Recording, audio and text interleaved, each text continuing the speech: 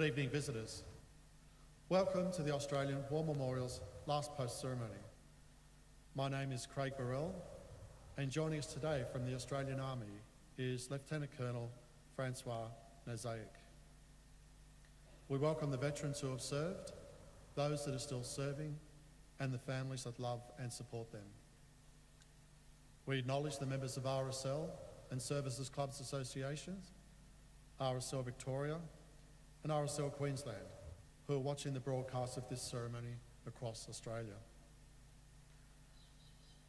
During this evening's ceremony, wreaths will be laid at the base of the pool of reflection by visitors to the memorial.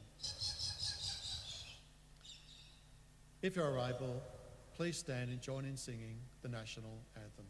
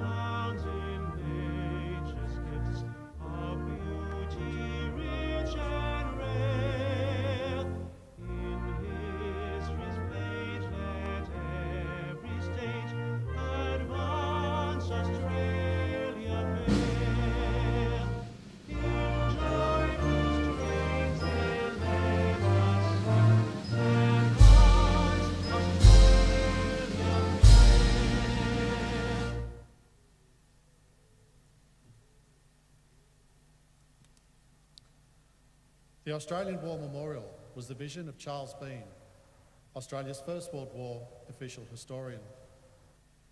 Bean landed with the Australian troops on Gallipoli and stayed with them at the front through to the end of the war. The idea of this national memorial and museum came to him at Pozieres, France, in the depths of the bloody fighting of 1916. Bean's idea was that this would be a place where families and friends could mourn their loved ones buried in faraway places. It would also be a place that could help all Australians understand what these men and women had endured and what they had done for us. Bean's vision, to which we remain true, is best expressed as inscribed in the entrance to the memorial's galleries. Here is their spirit, in the hearts of the land they loved, and here we guard the record which they themselves made. Tonight, we will read just one of the stories on the Roll of Honour, which lists the names of more than 102,000 men and women who have given their lives for us in war and on operations for more than a century. But first, we present a lament, Flowers of the Forest. Wreaths or floral tributes will now be laid at the base of the pool of reflection.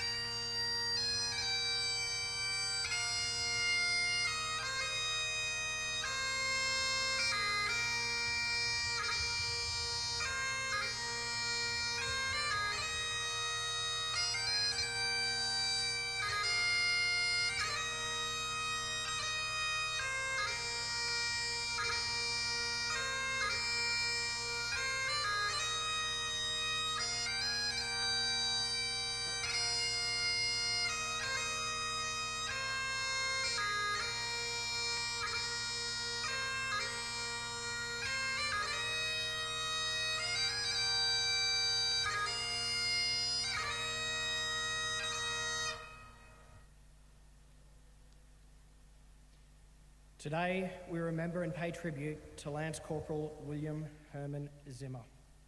William Zimmer, who went by his middle name Herman, was born in 1896, the eldest son of William and Elizabeth Zimmer. His father was a serving officer in the Victorian Police Force, and as a result, the family moved around the state. They spent the longest period, 13 years, in Geelong, where Herman's father was in charge of the local police station. Herman Zimmer was an excellent oarsman and rifle shot and held a certificate from the Royal Humane Society for attempted life-saving. His father described him as being possessed of good literary ability and a cheerful, bright disposition. Herman Zimmer was indeed a gifted student and was granted a scholarship to the Central College in Geelong after completing his education at the Ashby State School in Geelong West. He attended the college for 3 years, passing his junior and senior public exams, and then sat the examination for the state public service, finishing 13th out of 250 who passed. He joined the state law department as a clerk and went on to work as an assistant clerk of the courts of Geelong. In 1916, Zimmer was transferred to the courts at Colac, but after arriving, decided to enlist in the Australian Imperial Force. Herman Zimmer enlisted in the AIF in September 1916, shortly before his 20th birthday.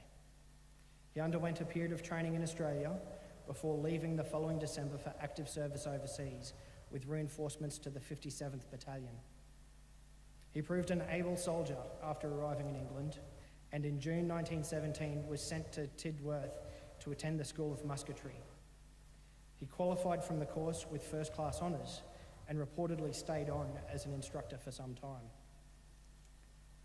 However, Lance Corporal Zimmer felt the need to serve on the battlefield.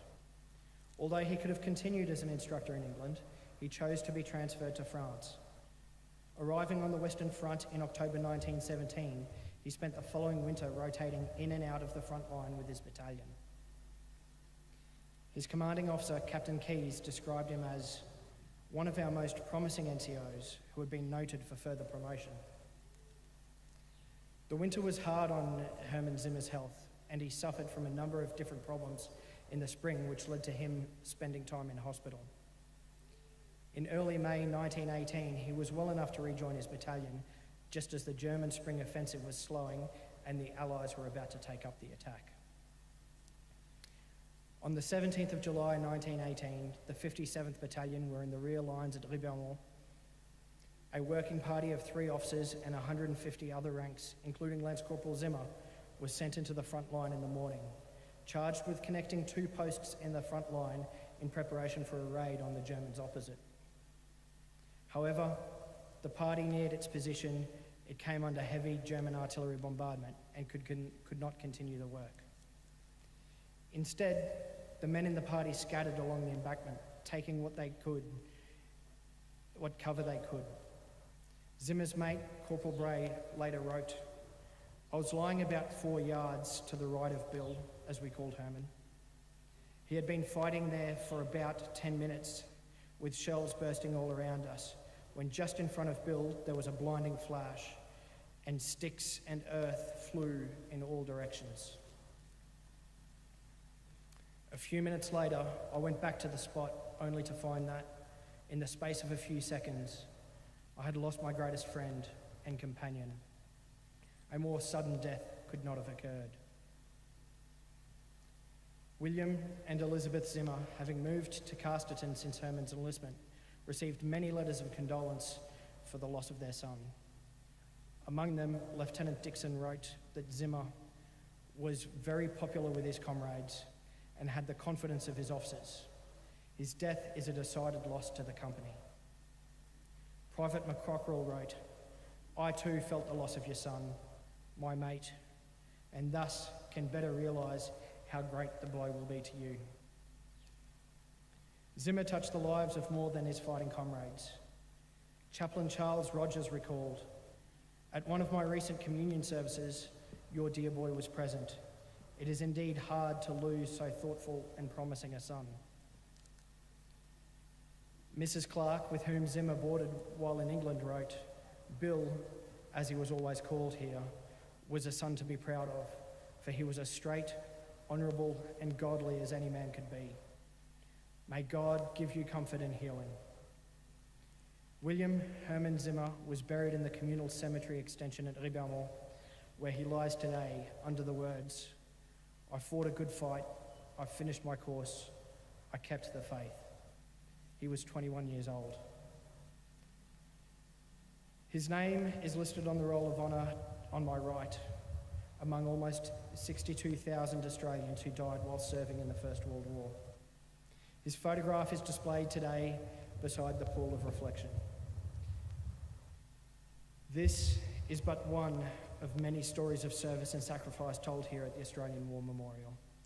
We now remember Lance Corporal William Herman Zimmer, who gave his life for us, for our freedoms, and in the hope of a better world.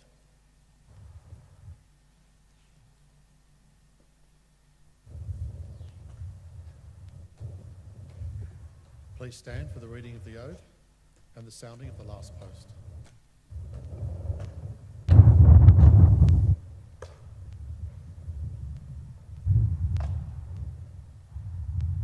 They shall grow not old as we that are left grow old. Age shall not weary them, nor the years condemn. At the going down of the sun and in the morning, we will remember them.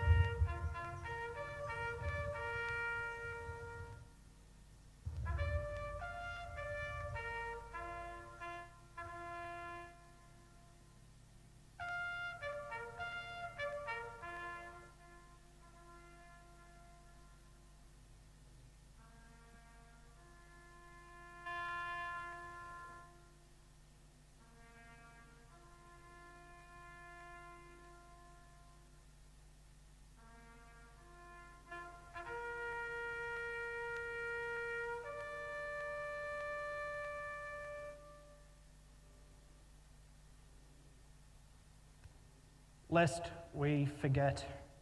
Lest we forget.